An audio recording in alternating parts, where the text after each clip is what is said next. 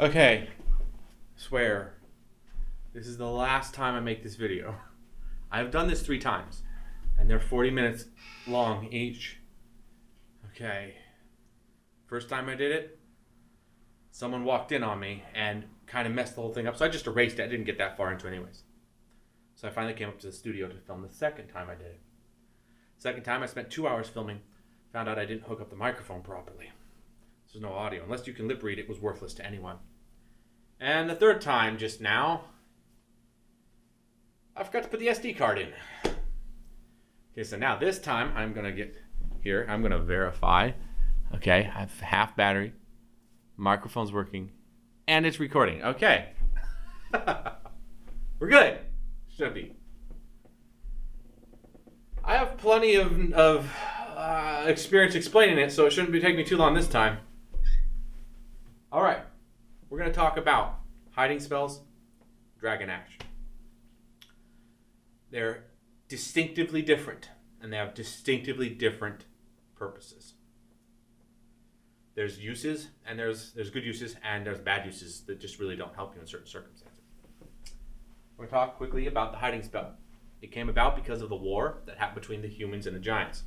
During that time, they had to make a treaty, and it took them 40 years to cast this treaty. At the time, they also built the Great Pyramid, one of the Great Pyramids. And they were, during that time, given dispensation by the gods because the giants and the incarnations of the time wanted to make this decision for themselves. They had chosen that, and they had asked, and they all had petitioned and agreed to making it for themselves. So the gods said, fine, during your process, we shall put a barrier up between us and Earth, and we will not see any activity done, which I'm imagining things were kind of going shitty at the time because, you don't have the gods looking at and helping people. Can't be good, right? But hey, their choice. That's what they dealt with. That's what the people did and dealt with. During the time, the father god of the time, his incarnation, developed a hiding spell. This hiding spell was developed in order to hide the incarnations from the vision of the forecasting god, because they had derived that the forecasting god had started the war between the giants and the humans and had forced a horrible scenario upon the world. So they wanted to have a way to combat that in the future. In order to do this, he took advantage of the fact that the father had already created a spell of sorts to block the gods from the sight of these council meetings. And so, with that in knowledge in mind, he was able to create the hiding spell itself, and it has been passed down from generation to generation until it has reached us. Of course, retranslated and worked out so that it continues to work in the modern tongue. That is the essence of it, but the point of it is it hides the vision of the forecasting god. However, because of the way the father god set up the wall, the blockage, it also hides the view of the gods as well in general. So there's no way around that. Now, if you have the hiding spell inactivated on yourself, and you lived in heaven, let's say, you could see everything that was done with a hiding spell. So only a select few of incarnations are given the hiding spell to be used. Okay. And thus we have the Hidden Temple, with a group of several incarnations, quite a few actually, that have had access to this hiding spell. Now we're going to give you some practical application here of the hiding spell, and then we'll jump into the actual Dragon Ash. So I got my hood right here. I started with a white hood. This is the yellow hood. Yellow hoods are a little different. I'll explain. But imagine this is a white hood. When you say the hiding spell, it's like any other spell. It's not permanent, per se. It usually has an ending point or an ending idea. Like, let's say we were going to go out into the woods just for a walk, and we didn't want the forecaster to see us. We would say the hiding spell and stipulate we are going to go on a walk while having the hiding spell on. So as soon as we got back, the spell would just inevitably stop because we were done with the walk, that part of the stipulation. Now, the difference here with the hoods is that these are enchanted. Now that's different than casting spells. Enchantments are different in this way. They're permanent. Okay? To undo an enchantment, you have to do another spell. So when I put a hiding spell on this, pretend it's my white hood here, I put the hiding spell on this, I enchanted this, not just a spell. This is enchanted, thus it will always have the spell on it. This is invisible to the forecasting god. As soon as I put it on, I become invisible because I'm wearing it. That's part of the stipulation of this enchantment. This is useful so I don't have to say that spell 24 every time I go do something. And it just makes it convenient. That's what these do. These are convenience in that sense. Having to say the spell all the time was getting tedious after a while until they finally revealed to us that a common practice was to create items and clothing. And they used to be sort of shawl things. But referring to items, here's one here that actually has the enchanting spell on it and has a dual purpose. Similar to the hood, this item is enchanted so that it is invisible to the forecaster, but it is also an item that houses the spirit of a mystic being. In this case, Lily. This gives her, being housed in this, her spirit is attached to this. This gives her the ability to always be hidden 24/7.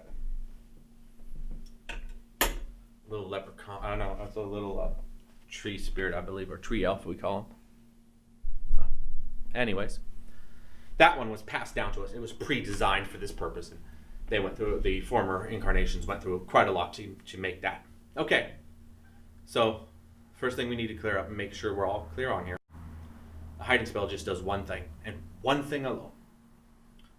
Hide you from the forecaster. That's it. It does not hide you from the sight of the mystic beings. It does not hide you from the sight of the law enforcement in America, in the world, or humans in general. It does nothing of that sort. It does have the inevitable fact that if, because of the way the Father set things up, that if it is hiding, it's hiding us. It's also hiding us, not just from the forecasting god, but also the rest of the gods. Okay.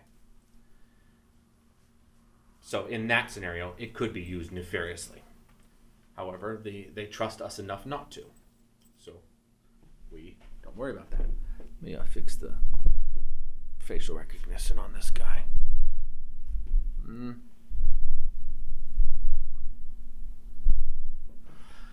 Okay. Now let's discuss the coloring real quick before I move on to the Dragon Ash.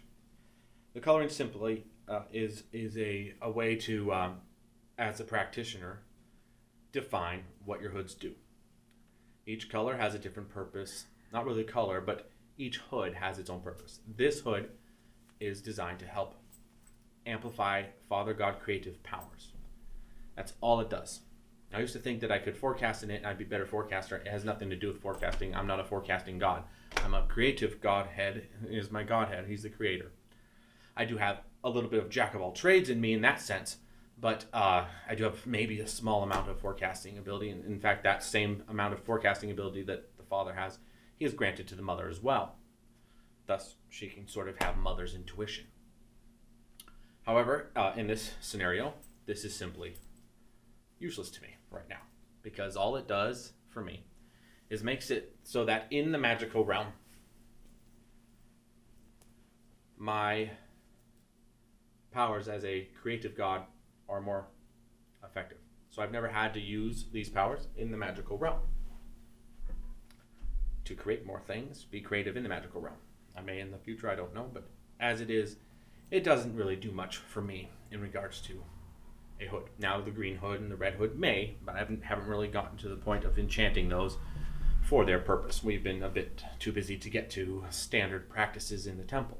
It was standard that you would work your way up to enchanting all of your shawls or hoods or whatever you want to call them, and then you would know and you'd have all this knowledge to be able to use them properly, each one.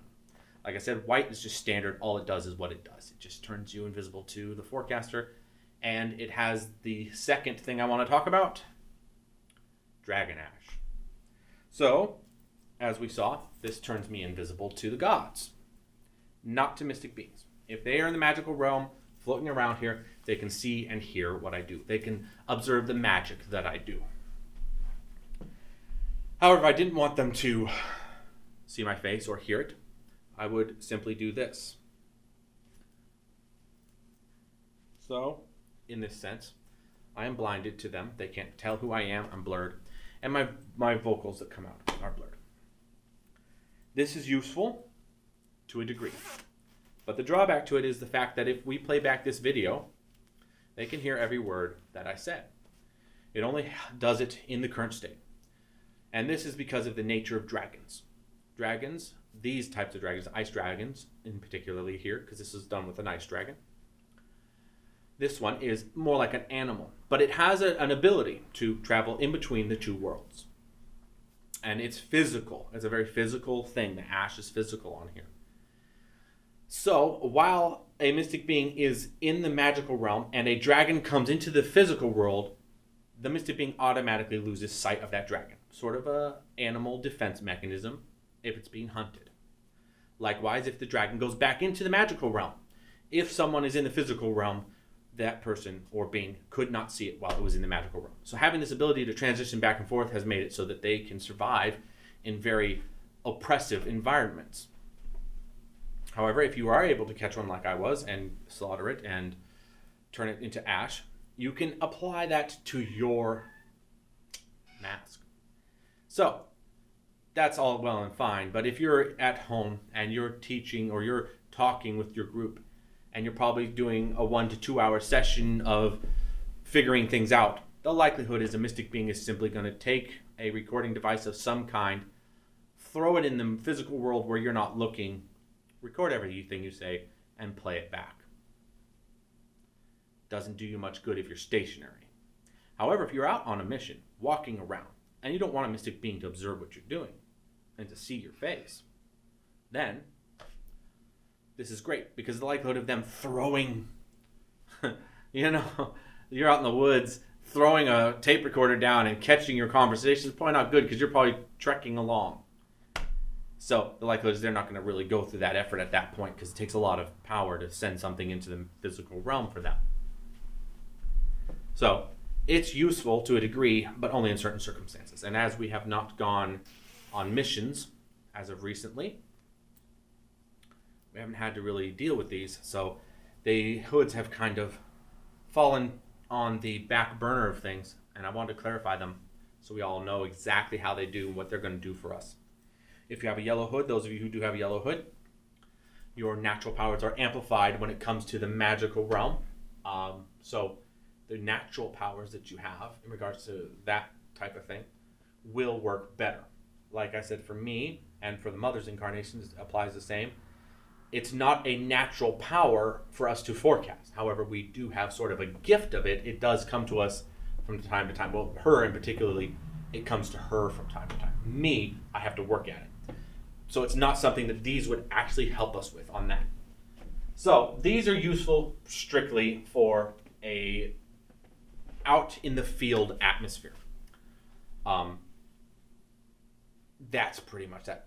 That sums it all up. This went a lot faster than the other videos I did because I've done them so many times now. So I guess I'll take advantage of the time. Finn did get back with us. He basically just said to us that, if you're looking for a mystic being to be, working for you, he wouldn't recommend people of his profession, mostly because people in his profession are looking for payment. That's what they do. And they tend not to have, as he put it, respect for stature, which means to me, they probably don't care if I'm a god or not. They're just going to still ask for payment. They ain't going to give me any gratis, all right? Okay, so that's him. We were mentioned by him that I found interesting, and it makes things more clear to me now why things are different now than they were a year ago. The virus that has hit us has hit the rest of the mystical world as well. And the way they're keeping it at bay is by using powers. And the giants have a power tax, and they tax people on powers. So they get powers, and they gather these powers up, and people donate these powers. Apparently, Finn donates as much as he can spare to the cause. And they use these powers to keep people in the mystical realm, from dying of the virus. And they're able to keep the virus at bay that way. So the power situation, why we don't see, why we're encountering now versus before, because before we didn't encounter mystic beings saying to us things like, oh, I'm out of powers. It wasn't brought up. I was like, wow, I didn't even know about it really, that they were using powers. Well, powers were so abundant then. Now they're harvesting powers. They're going out of their way to get powers, and it's becoming scarce. It's a supply and demand issue. And people are donating it like we donate blood. It's a supply and demand. You can only do so much. And so it takes a bit to get powers now. He told us that he's going to go ahead and look for a wandering animal, which implies to me a wandering animal spirit that hasn't been processed to heaven yet. And he's probably going to do a form of necromancy and trap that animal as a power source. I don't like doing that myself, but I am not Finn. He may know a better way to do it than I. I have more compassion. I've been through being trapped before like that. It is not pleasant. Okay. That's also an update on things. Lily's in London. She did tell that. I had to ask Lily. She came by, dropped a note on Moon's Incarnations lap, telling us that she was back. Threw another note over, and I asked her, can you look up Finn for me? She did it really quickly. Went out and looked up Finn. And then she went to London. She said she had to go to London. Again, I think she was getting ready to do what Apollo had planned and retrieve some sensitive information and leak it to the media.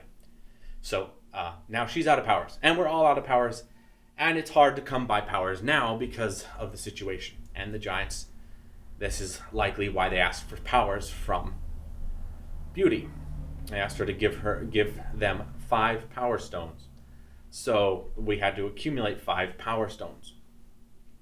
Now it makes sense. Everybody's hurting for power. It's a precious commodity now, which is good for us because now we know what the currency of the world is in the magical realm. Okay, that updates everybody. If I missed something, go ahead and ask. Just text me or write me, and I'll try to explain a little bit more. I probably could go into more detail, but after 4 of these videos, I'm ready to I'm going to leave it at the very simple explanation that I gave.